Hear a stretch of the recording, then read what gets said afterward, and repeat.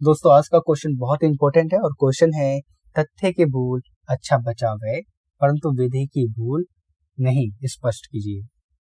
Mistake of fact is a good defence but mistake of law is not. दोस्तों ये question जो है law of crime का है जो कि LLB सेशन 2019 में आया था, तो बहुत ही इंपॉर्टेंट क्वेश्चन है। दोस्तों इसमें हम ये जानेंगे कि जो तथ्य है वो किसी भी तरह की गलती में माफ किया जा सकता है, लेकिन कानून की जो गलती होती है उसमें किसी प्रकार की कोई भी माफी नहीं होती है। अब जनरली किसी भी देश का जो नागरिक है वो अपने देश के कानून के बारे में तो अच्छे से जानता है, अच्छे से समझता है कि भाई उसमें क्या क्या कानून है, ठीक है, उसके रूल और रेगुलेशंस अच्छे से जानता है। पर उसके बाद भी अगर वो कोई ऐसा काम करता है जिससे कानून का उल्लंघन होता है, ठीक है, और उसके बाद वो ये कहता है कि भाई इस तरह का भी कोई कानून है, मुझे तो नहीं मालूम था। अब ऐसे सिचुएशन पे उसकी जो ये एक्सक्यूज है ना कि मुझे नहीं मालूम था कि भाई ऐसा भी कोई कानून है, वो वॉइड होगा, वो नहीं माना जाएगा, उसको क्षमा नहीं किया जाएगा, उसे पनिशमेंट दी जाएगी। ठीक है, तो ये हम और अच्छे से खुल के इस वीडियो में चर्चा करेंगे, लेकिन उससे पहले दोस्तों मुझे एक बात बताइए कि आप मेरे इस चैनल को सब्सक्राइब कर चुके हैं? अगर नहीं करा है तो प्लीज सबसे पहले मेरे इस चैनल को सब्सक्राइब कर दीजिए और साथ ही बेल आइकन को प्रेस भी कर दें ताकि ऐसे ही लॉ से रिलेटेड वीडियोस आप तक पहुंचे सबसे पहले। वीडियो काफी नॉलेजेबल है तो वीडियो को एंड तक जरूर देखना। वीडियो अच्छी लगेगी तो वीडियो को लाइक भी कर देना ताकि मेरा मोटिवेशन बढ़े और अपने दोस्तों के साथ ज्यादा से ज्यादा शेयर करना, ठीक है। और अगर कोई भी क्वेरी होती है तो आप कमेंट जरूर करना। तो चलिए स्टार्ट करते हैं। आज की वीडियो में हम डिस्कस करेंगे आईपीसी का चैप्टर 4 का जो जनरल एक्सेप्शन पार्ट है, उसमें दो सेक्शन है 76 और 79 जो हम यहाँ पे डिस्कस करने जा रहे हैं। वैसे चैप्टर 4 में और भी बहुत सारे सेक्शंस हैं जो हम बाद में डिस्कस करेंगे, बट ये दो सेक्शंस इस क्वेश्चन से रिलेटेड है, इसलिए हम ये वाला सेक्शन हम आज डिस्कस करने जा रहे हैं। इसमें ये बताता है कि कोई भी व्यक्ति किस प्रकार से आपराधिक दायित्व से बाहर होता है, ठीक है। अनजाने में कोई भी अगर गलती होती है तो वो कैसे खुद को ये बताता है कि भाई मेरे से ये गलती से हो गया या जो भी हुआ। अब हम एक छोटे से उदाहरण से ये समझ लेते हैं, उसके बाद आपको और अच्छे से समझ में आएगा कि 76 और 79 में हम क्या क्या करने वाले हैं। तो यहाँ पर ए नाम का एक बच्चा है जिसकी आयु है, जिसकी जो 17 वर्ष का है, वो एक शराब की दुकान पर जाता है और शराब खरीदने लग जाता है। अब बी जो दुकानदार है, जो दुकान का मालिक है, वो ये जानता है, वो ये मानता है कि जो 17 साल का बच्चा है ए, वो 17 साल का नहीं है, उसकी आयु 18 या उससे अधिक की है। भाई उसने पूछा तो नहीं है, दुकानदार जो बी है उसने ए से नहीं पूछा कि भाई आपकी आयु क्या है, ठीक है। उसने देखा कि 17 साल से, उसने ये देखा अब भाई 17 साल और 18 साल में कोई ज्यादा फर्क नहीं होता है, लगभग वो एक जैसे दिखते हैं। तो उसने ये देखा कि हाँ भाई बच्चा 18 साल से अधिक का लग रहा है, जो लड़का है वो 18 साल का हो गया, उससे ज्यादा का होगा, ये मानकर उसको शराब दे दी। अब जो सी है वो एक पुलिस वाला है। अब वो ये देखता है कि बी जो दुकानदार है वो एक बच्चे को अवैध रूप से शराब बेच रहा है और इस आरोप में उसको पकड़ लेता है।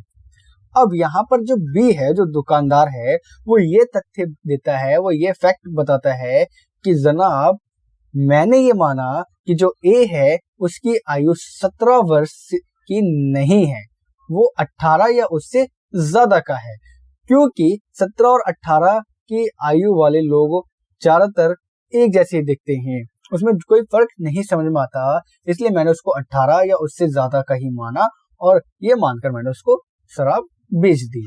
तो यहाँ पर ये मान लिया जाएगा कि जो बी है वो सही कह रहा है और उसको सजा नहीं दी जाएगी, ठीक है। आई होप आपको यहाँ पर अब क्लियर हो गया है। अब आगे चलते हैं और देखते हैं हम आईपीसी की धारा 76 क्या कहती है। आईपीसी की धारा 76 यानी 76 कहती है कि कुछ भी अपराध नहीं है जो ऐसे व्यक्ति या किसी व्यक्ति द्वारा किया जाता है जो तथ्य की गलती के कारण है, ना कि कानून की गलती के कारण है, ठीक है। अब यहाँ पर कानून की गलती तो नहीं है भाई, तथ्य की गलती है। अब यहाँ पर भी एक छोटा सा एग्जाम्पल है, ठीक है, वो हम पहले देखते हैं। पहले एग्जाम्पल जो है, पहला एग्जाम्पल देखते हैं। एक सैनिक है, ठीक है, जो कि कानून के आदेशों के अनुरूप यानी उसको एक ऑर्डर देता है, जो उसका सीनियर ऑफिसर होता है, उसको एक ऑर्डर देता है और वो एक मॉब पे गोली चला देता है। भाई उसको ऑर्डर मिलता है कि भाई ये जो सामने भीड़ है आप इस पे गोलियां चला दीजिए। अब ये क्या करता है, उस अपने जो सीनियर जो उसका ऑफिसर है उसकी बात मान लेता है और उस भीड़ पर गोलियां चलाने लग जाता है। अब यहाँ पर ए ने कोई अपराध नहीं किया है, क्योंकि उसको ऐसा ऑर्डर मिला था, इसीलिए उसने वहां पे गोलियां चलाई। ठीक है, तो यहाँ पे फैक्ट है, लॉ नहीं है, तो यहाँ पर इसलिए वो निर्दोष है। दूसरा एक और एग्जांपल यहाँ पे लेते हैं। न्यायालय के एक अधिकारी है जो ए को उस न्यायालय द्वारा वाई को गिरफ्तार करने के लिए आदेश दे देता है। ठीक है, अब जो जांच होती है, ठीक है, तो भाई ए जो है वो जांच करता है और जांच के बाद जेड को वाई मान लेता है। ठीक है, न्यायालय ने बोला कि भाई अब वाई को गिरफ्तार करें, ए को ये ऑर्डर मिला कि वो वाई को गिरफ्तार करे। ए ने इन्वेस्टिगेशन स्टार्ट करी और ए ने इन्वेस्टिगेशन जब स्टार्ट करी तो जेड को अरेस्ट कर लेता है, ये मानते हुए कि भाई ये जो है वाई है। ठीक है, अब ऐसी सिचुएशन पे भी ए ने कोई अपराध नहीं किया है, क्योंकि ए ने ये मान लिया, ठीक है, उससे अनजाने में हो गया, एक फैक्ट है, गलती हुई है। ठीक है, उसने कोई लॉ ब्रेक नहीं करा है, किसी तरह का कानून का उल्लंघन नहीं करा है, उसने ये मान लिया कि जेड ए है, इसलिए उसको गिरफ्तार कर लिया। तो ऐसी सिचुएशन पे भी ए ने कोई अपराध नहीं किया है। अब चलते हैं अगले सेक्शन पे, वो है आईपीसी का सेक्शन 79। ये कहता है कि कोई भी अपराध नहीं है जो किसी ऐसे व्यक्ति द्वारा किया जाता है जो कानून द्वारा नियोजित है। ठीक है, यानी जो कानून है, जो लॉ है, जो जुडिशरी है, जो उसको सिलेक्ट करती है, ठीक है, तथा तथ्य की गलती के कारण और कानून की गलती के कारण सद्भाव में नहीं है, खुद को कानून द्वारा न्यायोचित मानता है और ऐसा करने लगता है। यानी कि यहाँ पर भी एक एग्जांपल हम इसको समझते हैं तो ज्यादा अच्छे से हमें समझ में आ जाएगा। ठीक है, अब यहाँ पर ए जो है वो जेड को बंदूक से देखता है। ठीक है, और ए सोचता है कि जेड के पास किसी की हत्या करने का इरादा है और बंदूक, भाई जाहिर सी बात है, जब उसके पास बंदूक है तो वो किसी की हत्या करना चाह रहा होगा, यही सोचता है ए। अब ए जेड को पकड़ लेता है और पुलिस को सौंप देता है। बाद में पता चलता है कि जेड ने आत्मरक्षा के लिए वह बंदूक रखी थी। तब ऐसी सिचुएशन पे जो है ए ने कोई अपराध नहीं करा, न ही जेड ने कोई अपराध करा है।